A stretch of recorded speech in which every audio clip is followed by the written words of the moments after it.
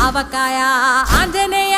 కథ మొదలెట్టినాడు చూడరయ్యా శక్తినంతా కూడగట్టి చెట్టు దులిపినాడు అంజయ్య ఎర్ర ఛాయ కోతి అవతార వెంటమాయ కత్తి సేత